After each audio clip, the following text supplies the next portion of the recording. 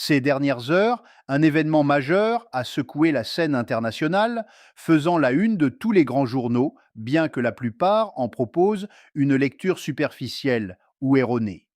Le cœur de Tel Aviv a été la cible de missiles iraniens, tandis que le nord d'Israël subissait une salve simultanée de roquettes du Hezbollah.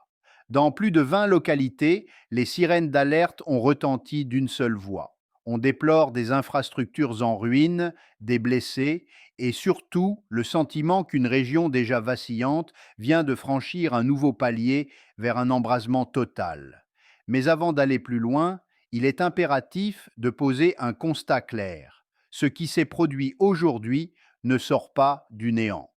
Ce n'est pas une explosion spontanée, mais la suite logique et prévisible d'un engrenage enclenché il y a déjà plusieurs mois.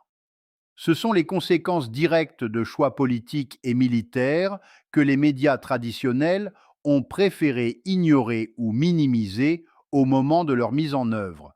Dans cette analyse, nous allons sortir de l'écume des gros titres pour vous offrir une vision d'ensemble, en replaçant ces chocs visuels dans leur véritable contexte afin de comprendre où ce chemin nous mène réellement. Si vous découvrez notre travail, sachez que nous décortiquons chaque jour l'actualité avec une rigueur et une honnêteté qui font souvent défaut ailleurs. N'hésitez pas à vous abonner et à activer les notifications pour ne rien manquer de nos directs quotidiens, car la compréhension des enjeux mondiaux exige plus qu'un simple survol de l'information. Revenons maintenant sur le déroulement précis des événements récents, car dans ce tumulte, la vérité est souvent la première victime. Selon les informations croisées en provenance de sources israéliennes et arabes, l'Iran a orchestré une offensive en 3 temps dès le milieu de la nuit. Il ne s'agissait pas de tirs isolés, mais de vagues coordonnées, de véritables barrages tactiques pensés pour saturer l'espace aérien. L'un de ces impacts a touché le quartier de Ramat Aviv et les images de colonnes de fumée s'élevant au-dessus de la métropole témoignent de la violence de l'impact. Pendant que ces missiles plongeaient vers le centre du pays, le Hezbollah lançait près de 200 roquettes depuis le sud Liban. 200 projectiles en une seule matinée, forçant les habitants de Naharia ou Haïfa à se ruer vers les abris. Le bilan provisoire fait état de blessés par éclat et d'habitations civiles totalement soufflées, notamment dans le secteur du Moshav Hananiel. Toutefois, il faut rester extrêmement prudent face aux chiffres officiels. Un blackout informationnel semble s'installer autour du bilan réel des pertes. Ce n'est pas une théorie gratuite, mais une stratégie de communication éprouvée, utilisée tant par Israël que par ses alliés. L'idée est simple, minimiser ses propres dommages pour projeter une image de force et d'invulnérabilité tout en surexposant les pertes de l'adversaire. Dans ce théâtre d'ombre, chaque camp veut faire croire que seul l'autre souffre, que seul l'autre paie le prix du sang. C'est pourquoi tout chiffre émanant des belligérants doit être accueilli avec un scepticisme salutaire. Il faut également souligner que pendant que Tel Aviv tremblait, l'Iran subissait lui aussi une offensive dévastatrice. Des frappes israéliennes ont été confirmées sur l'ouest de Téhéran, mais aussi sur des villes comme Shiraz, Ispahan ou Kazvin. L'aéroport de Mehrabad a été particulièrement visé. Nous ne sommes donc pas face à une agression unilatérale, mais bien devant un affrontement militaire global et mutuel qui se déroule en temps réel. Et c'est ici que l'analyse devient cruciale, car elle touche à des points que les médias de masse refusent d'aborder frontalement. Les cibles visées en Iran par la coalition américano-israélienne ne sont pas uniquement militaires. Au-delà des complexes pétrochimiques, dont l'usage peut être débattu, des rapports confirment que plus de 30 universités ont été frappées, dont la prestigieuse université de technologie de Sharif, l'équivalent local du MIT. À cela s'ajoutent des hôpitaux, des axes routiers et des quartiers résidentiels. D'un point de vue juridique, le ciblage délibéré d'infrastructures civiles, d'écoles ou de centres de soins porte un nom précis dans les conventions internationales. C'est un crime de guerre. Ce n'est pas une interprétation subjective, c'est la lettre même du droit humanitaire. On ne peut pas invoquer un objectif militaire pour justifier la destruction d'un campus étudiant ou d'un pont civil.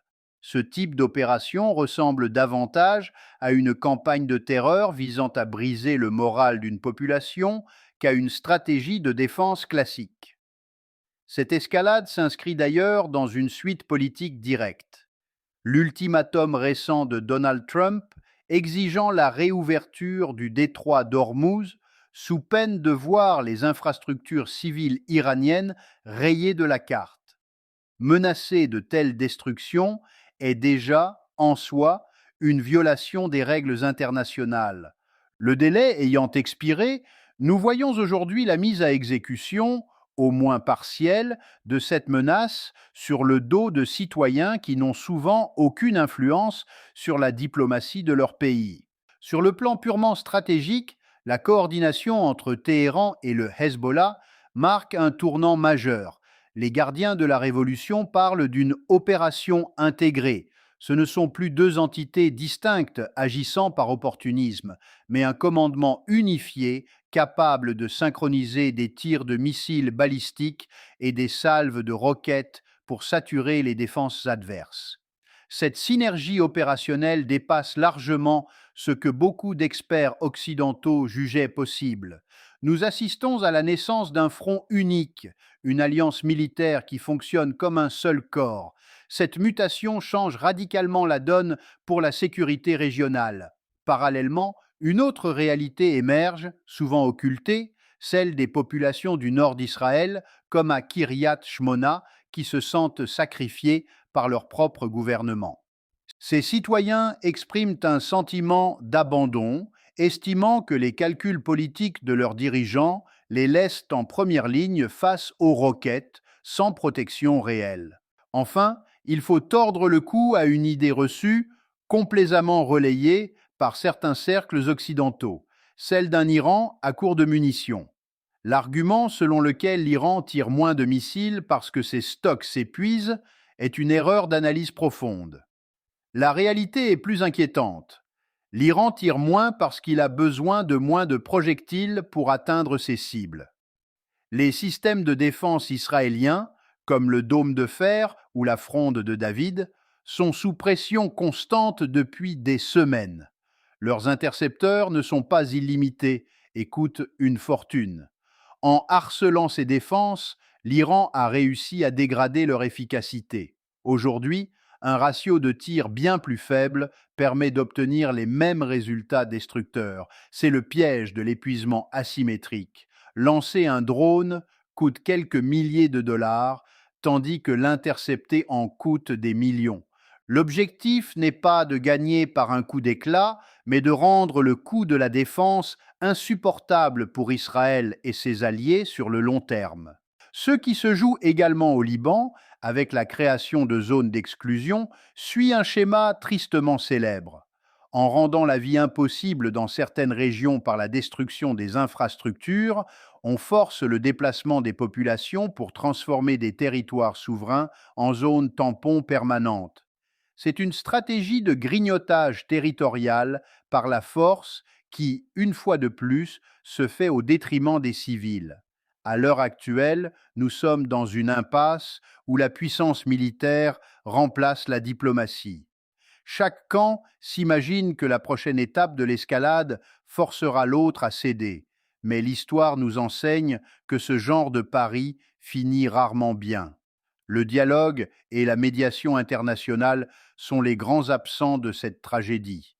Notre rôle est de vous fournir les faits et les clés de lecture pour comprendre cet engrenage complexe, loin des simplismes moraux. La situation évolue d'heure en heure et nous resterons mobilisés pour vous transmettre une information brute, sourcée et sans concession. Les décisions qui se prennent aujourd'hui sculpteront le monde de demain et vous avez le droit d'en connaître les véritables enjeux.